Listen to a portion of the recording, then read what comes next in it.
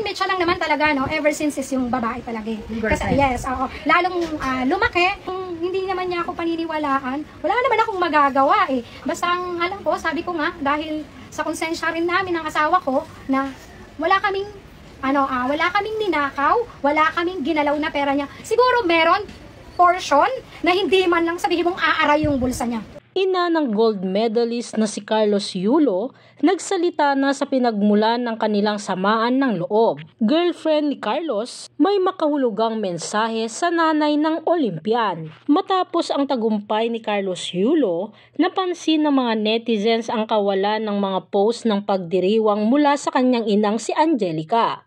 Kasama ng mga kakaibang komento na nagpasiklab ng haka-haka tungkol sa hindi pagkakaintindihan ng mag-ina. Ang haka-hakang ito ay nakumpirma ni Angelica sa isang eksklusibong panayam sa 102.7 Star FM Manila kaninang umaga. Sa panayam ay isiniwalat ni Angelica, ina ni Carlos, ang pangunahing dahilan ng kanilang pagtatalo ay ang kasintahan ni Kaloy na si Chloe San Jose. Narito nga ang ilan sa mga naging pahayag ni Angelica Yulo. Ang naging mitya lang naman talaga ever since is yung babae talaga, lalo lang lumaki.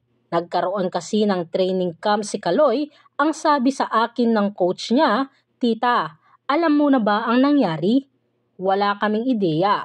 Pagdating pala doon ng teammate niya, dapat wala doon yung babae sa apartment niya. Dapat bahay lang siya ng mga atleta, so dapat ang mga outsiders, ang mga walang kinalaman sa training, wala doon.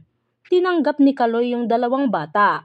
Sa tingin nyo ba patutulugin ko yung anak kong 15 years old sa studio type apartment kasama siya at yung babae? Mahirap, puro lalaki. Anything na mapatingin, baka sapwet dahil nakakalat. Baka maging masama yung bata. Parang feeling ko nilalayo niya sa amin si Kaloy. Oo, alam ko gusto niya makasama si Kaloy. Gusto rin siya makasama ni Kaloy. Pero syempre, kasi pamilya kami, matagal din namin siyang hindi nakasama dahil sa pandemic. Basta ang alam ko, wala kaming ninakaw, ginalaw na pera niya. Siguro merong portion na hindi man lang aaray ang bulsa niya kasi ininvest naman namin sa bahay para makita naman niya na parang pwede niyang masabi na may remembrance ako sa pera ko. Mahabang salaysay ni Angelica sa pangyayari. Samantala, mabilis namang bumuelta si Chloe laban kay Angelica at sinabing, "Mother dear, I'm gonna hold your hand when I say this." Pero wait ka lang, tapusin lang po namin yung Vault Finals.